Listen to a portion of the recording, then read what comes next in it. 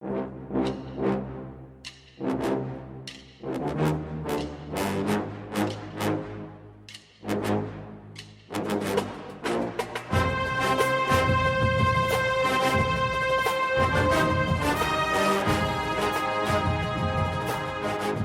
morning, Bucknutters. Welcome to the Bucknuts Morning Five here on Wednesday, January 27th, 2021. I am Dave Biddle, and I am joined by our special guest, Steve Deace, host of Michigan Podcast, a wildly successful podcast.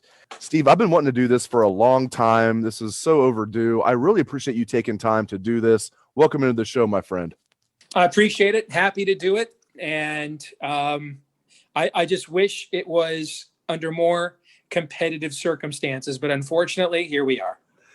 Hey, it was neutral this past season, right? Nobody won or lost this past season as far as Michigan and It Ohio reminds State. me of when E. Gordon Gee, when Michigan had its run against John Cooper, and we went down there, I think it was in 92, with Moeller's best team, and that was undefeated, but had 3 ties. This is right before overtime came into college football. And so we had 3 ties, and the third one was to Ohio State.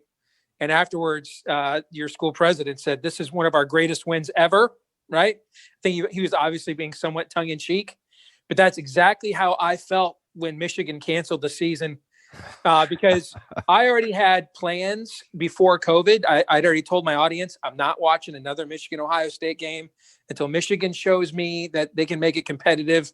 I was going to go see Kong versus Godzilla opening weekend at the IMAX, but then with COVID, all the movies got shut down. And I'm like, crap, man, am I going to get stuck watching this? And then thankfully, contact tracing came in there with a Hail Mary pass and bailed us out at the end. So I'm good to go. I'm feeling pretty confident. I went this year without the perennial pounding to Ohio State. So I'm walking with less of a limp. This is why Buckeye fans love you. You keep it real. The 1992 game, I remember that very vividly. Yeah, after losing 4 straight times to Michigan to open the John Cooper era, they got the tie 13-all in 1992 with Kirk Herbstreit as the quarterback. And as you said, E. Gordon Gee with the famous quote, "It's one of the greatest victories in our school's history. The tie to Michigan will always live in infamy." Now, I want to let the listeners know, the first time I heard about Steve, my brother-in-law, Jeff, is a diehard Buckeye fan. And he tells me, he's like, "Hey, listen," he texts me, he's like, "You got to listen to this guy, Steve Deace, who does this Michigan podcast. He's awesome." And I'm like, "What in the hell are you talking about? I don't even listen to other Ohio State podcasts. I don't get on YouTube and watch Ohio State podcasts. If I'm going on YouTube, I'm probably watching Joe Rogan or something like that, maybe like a Bill Simmons rewatchable." And he's like, no, trust me. He's like, "You've got to check this guy out." Like, and I'm like, all right, whatever. He's never been like this, like, adamant about anything in as far as football, as far as I've known him. I check you out, dude. You're a natural. You do the Michigan podcast. You do the Bigger 10. You're just, and this isn't even your full-time job. You're just a natural at this, and credit to you, man. It's just a pleasure that I've been able to follow your work, and I'll get a chance to talk to you. It's very, very kind. Please pass along my regards to your brother, and I really appreciate it. Thank you. Okay. All right, let's get to matters of business. Steve, retaining Jim Harbaugh. If I'm in charge of Michigan football, I would have fired Jim Harbaugh and I would have hired Matt Campbell. Where are you at with, we'll get into all the assistant coach hirings in a moment. Where are you at with them retaining Jim Harbaugh? I think there's a lot going on underneath the surface of the Michigan program. A lot of drama, a lot of issues, and a lot of personal issues with the people involved in the program, family issues that are sensitive. And I think if Ward Manuel is guilty of anything here, here's what I can tell you.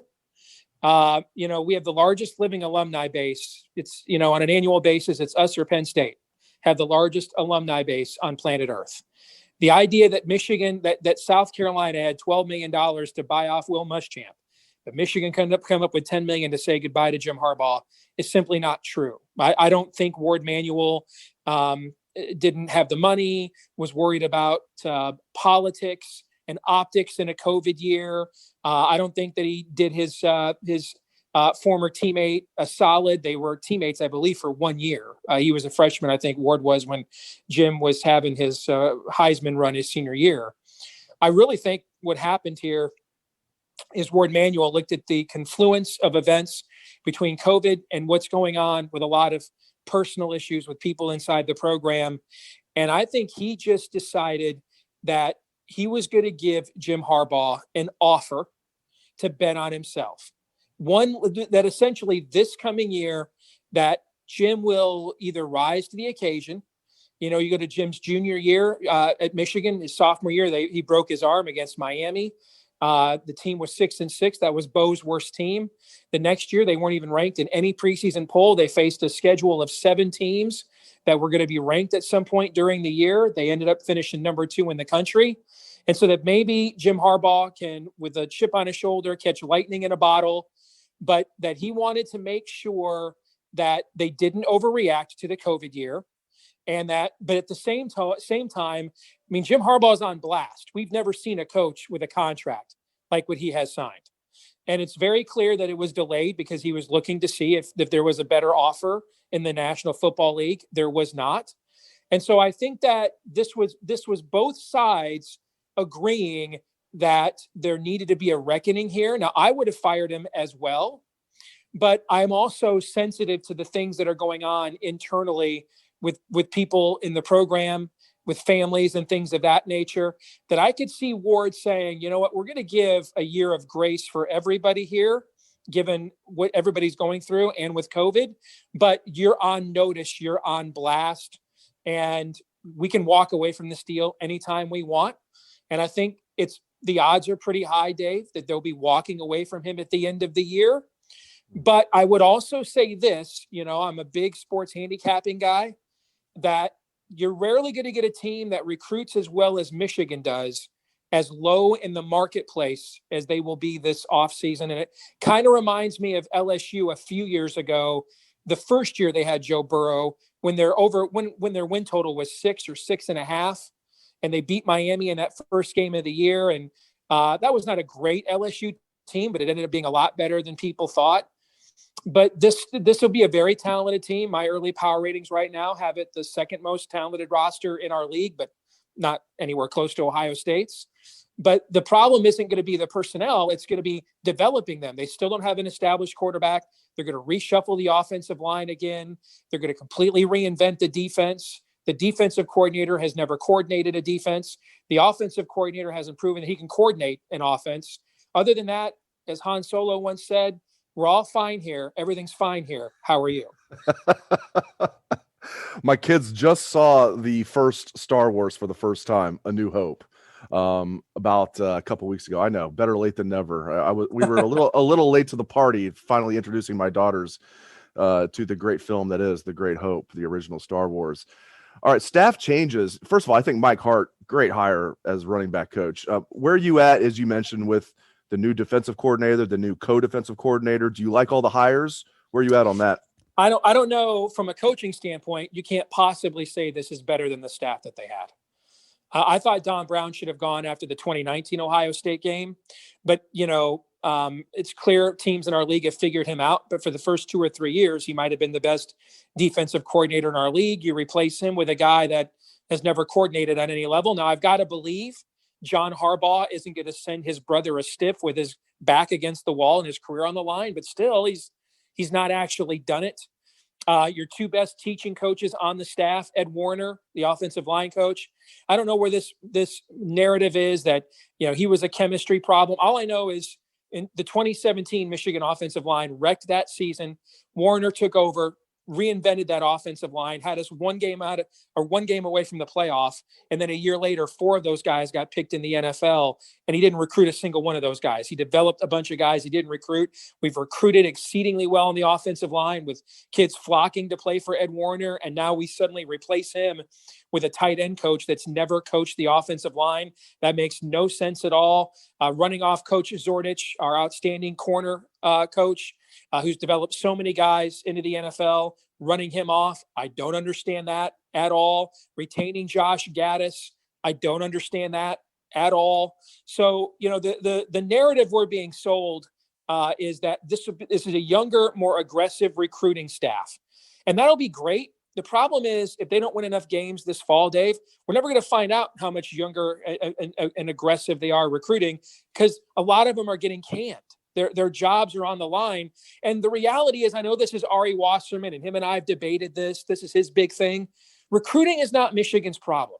Michigan has never recruited at Ohio State's level. I've run through these numbers going back to the Woody Hayes era. It's development. Okay, it's the development issue. Yes. Right. We're going to have as many. Donovan Peoples-Jones. I'm sorry to interrupt you. Donovan Peoples-Jones is Exhibit A. We are going to have as many 4- and 5-star recruits on our roster this year. Put it this way. Let me just put the defense. Our defense this year, we're going to have 18 top 250 recruits on that defense. Don't tell me you're going to suck. You cannot suck on defense when you've recruited like that. It's the development issue. That is the issue there. And so I don't know where the young, there's a kid in his right mind isn't picking Michigan over Ohio State or Clemson right now. We got to beat Penn State and everybody else in recruiting. And frankly, we've been doing that. That's not the issue. So I don't know what it matters how well they're going to recruit if they can't coach. You mentioned Mike Hart. They also just hired Ron Bellamy, a former player who is probably the best high school football coach right now in the state of Michigan. The good news about those two guys is neither one of them are coordinators. So when a new staff comes in and you're looking for connections to Michigan, you're looking for somebody who gives you a link to tradition, but you can still hire your own coordinators. Ron Bellamy and Mike Hart are getting retained by whoever the next coach at Michigan is in 2022, whether it's Jim Harbaugh or somebody else, because they still allow you the best of both worlds. You retain those guys. They give you street cred within the Michigan family, but then, they're not coordinators, so you can still bring your own people in. So it was smart for both of those guys to come back in and get under the Michigan umbrella now, because they're made men. They'll get grandfathered in whether Harbaugh is retained or not. Yeah, Steve, I was going to ask you about Warner. That's one that took all of us by surprise. I know people on Bucknuts, when I told them that we were going to have you on, first of all, they were thrilled that we were going to have you on the show. Among the many questions they wanted me to ask you was like, what happened with Warner? You touched on that a little bit.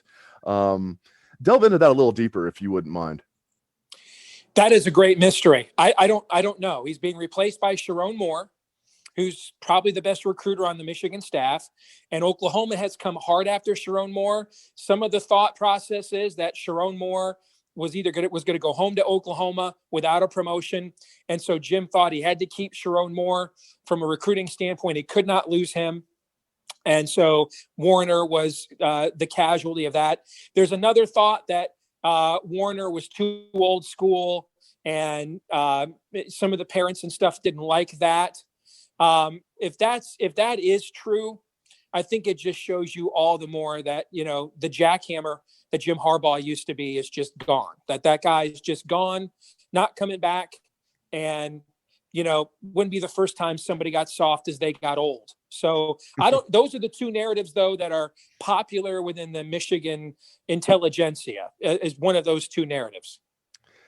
Another question everybody wants to know regarding your Wolverines: who's going to be the quarterback, and who are going to be the main playmakers for Michigan this coming season?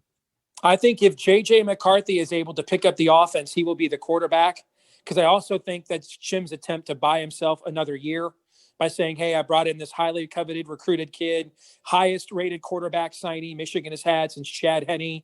And, I need another year to season him, develop him. So I think I think if J.J. McCarthy can grasp the offense, I think it will be him. We've seen Cade McNamara light up Rutgers, and then we saw Cade McNamara light up Rutgers. He wasn't playing that well against Penn State before he got the shoulder hurt. Joe Milton, to me, is a mystery. It's a mystery. I mean, that's a guy. I mean, he looks like Cam Newton in a uniform. They spent an entire offseason developing him, and then for him to look the way he did, and then he was out there with an injured, I think it's a wrist or a thumb. I can't remember what the exact injury is that he had at the end of the year. So I don't know what's going to happen with him. If I had to guess, I think he's heading into his 4th year. He's probably close to getting his degree. Probably see where he's at after the spring, get his degree, and then assess where he is at I don't think all three of those guys will be on the roster when the season starts. McNamara or Milton, if I had to guess, one of those two will choose to move on.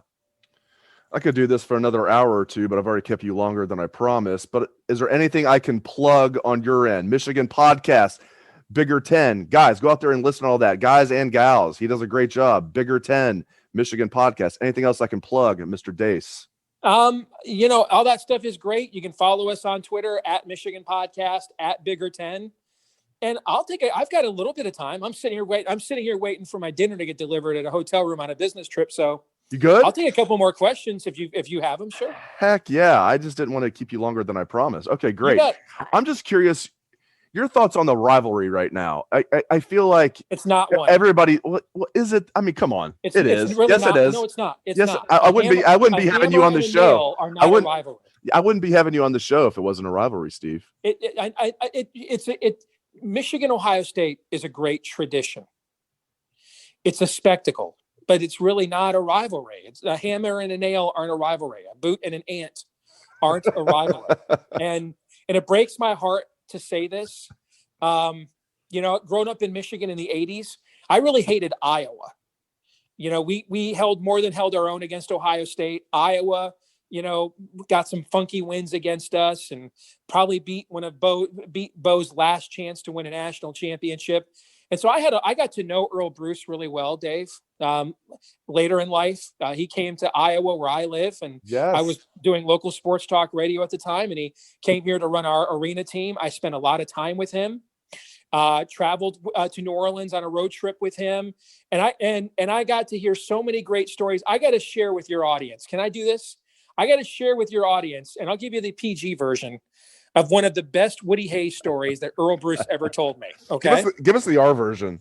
I'll give you the PG-13 version. Okay, cool. Right. Sounds good. All right, so Woody is Earl's a young assistant coach for Woody, and they're about to go on a recruiting trip, and I think it might be like to Cincinnati or Cleveland. It's a big city, okay? And it's the dead of January. And so Earl's job was to get all the particulars together, for the visit, all the logistics, set the meeting up with the family, all that stuff.